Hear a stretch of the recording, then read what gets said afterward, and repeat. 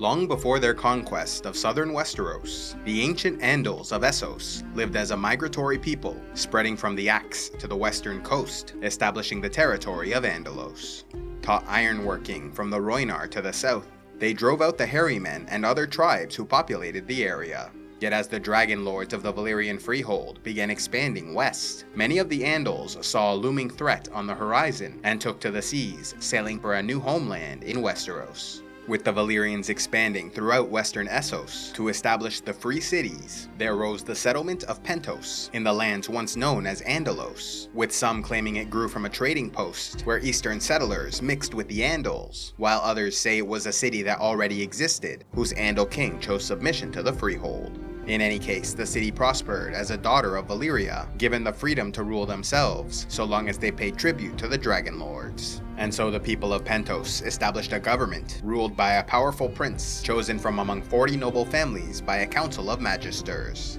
Yet in time, authority shifted to the wealthy elite of the council, leaving the prince with a reduced role, left to live in luxury and fulfill ceremonial obligations, such as the yearly tradition of deflowering a maiden of the sea and a maiden of the field. Yet in the end, the prince remained ultimately responsible for the prosperity of the city, and in the event of famine or a lost war, their throats were slit to appease the gods. Unfortunately, it is believed that the person chosen to become prince cannot refuse the appointment, leading some to flee the city, such as the Tattered Prince in 262 AC, who then became a sellsword and founded the Windblown Mercenary Company. A mixed people of Andal and Valyrian blood, Pentos grew rich as a merchant city, continuing to thrive even after the doom of Valyria, playing an important role in the events of western Essos during the Century of Blood that followed. When Volantis, the oldest of the free cities, declared themselves the heirs of Valyria and attempted to conquer their neighbors, Pentos joined an alliance against them, which included Braavos, Tyrosh, the rebels of Lys and Myr, House Durrandon of the Stormlands, and House Targaryen of Dragonstone. Aegon the Conqueror, who would ultimately use his dragon to destroy the Volantene fleet, met with alliance representatives in Pentos before joining their efforts to end this unprovoked aggression. Due to the close proximity between Pentos and the area across the Narrow Sea, where Aegon would go on to found King's Landing as the capital of the Westerosi realm, the city shared a special relationship with the Seven Kingdoms as a major trade partner throughout the years of Targaryen rule and beyond. During the reign of King Aenys, son of Aegon the Conqueror, his younger brother Prince Maegor took up residence in Pentos during his years of exile, before returning to claim the Iron Throne. Though they were known primarily as a powerful trade city, Pentos also had massive walls and were able to field strong armies and ships, sometimes coming into conflict with other free cities, such as their war with Tyrosh in 55 AC, though the dispute was eventually resolved under the mediation of King Jaehaerys Targaryen I, known to be a wise and just ruler. In 115 AC, Daemon Targaryen lived as a guest of the Prince of Pentos when he disobeyed his brother King Viserys and married a woman of his own choosing. The Pentoshi were happy to host the Targaryen prince, as they shared a mutual enemy in the cities of Lys, Myr, and Tyrosh, who formed the Kingdom of the Three Daughters to the south.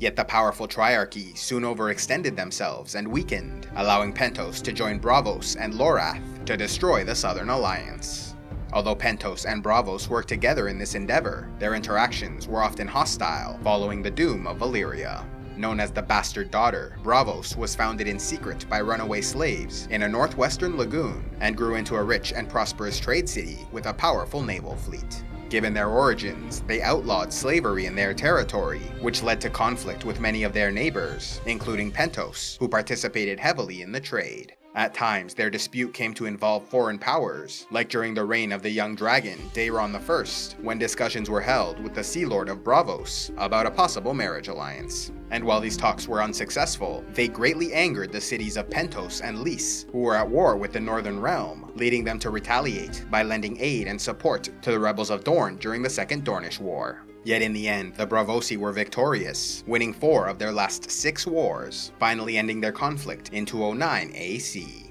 During the final year of fighting, as Pentos suffered defeat and hardship, they sacrificed 4 princes in their desperation, until the 5th, known as Nevio Nereides, at last convinced the Council of Magisters to make peace with their northern neighbor. However, the terms of the treaty heavily favored Braavos, as they abolished slavery in Pentos and forbid them from raising an army, hiring mercenaries, or building warships for a naval fleet. And while they largely abided by these terms, many found ways around the law, as ships often switched their banners to pose as foreigners when carrying slaves, or else would hire free bond servants, and kept them in so much debt they could never leave their employer. In the years that followed, with Pentos no longer a military power, their survival came to depend primarily on establishing friendly trade relations with their neighbors, and offering generous gifts to the Dothraki horse lords of the east, who sometimes ventured nearby. During the reign of King Aerys II, a Pentoshi swordsman named Illyrio Mopatis befriended a thief known as Varys, and together grew wealthy and well-connected. In time, the fame of Varys the Spider spread to the Seven Kingdoms, where he was hired by the king as the new Master of Whisperers. And while he moved to King's Landing and served there for decades, Varys maintained his friendship and alliance with Illyrio, who became one of the richest and most powerful magisters of Pentos, and used their positions of influence to further their own ambitions, even conspiring to raise a young boy named Aegon Targaryen, son of Rhaegar Targaryen, claiming to have saved the boy from execution during the Targaryen slaughter at the end of Robert's Rebellion. Under the care of Jon Cunnington, they raised young Aegon to be a courageous warrior and wise leader, hoping he might one day sit upon the Iron Throne as King of Westeros. Love audiobooks? Then be sure to check out Audible, where they have the world's largest collection available. Simply sign up through the link in the description box below and get 2 free audiobooks to start out.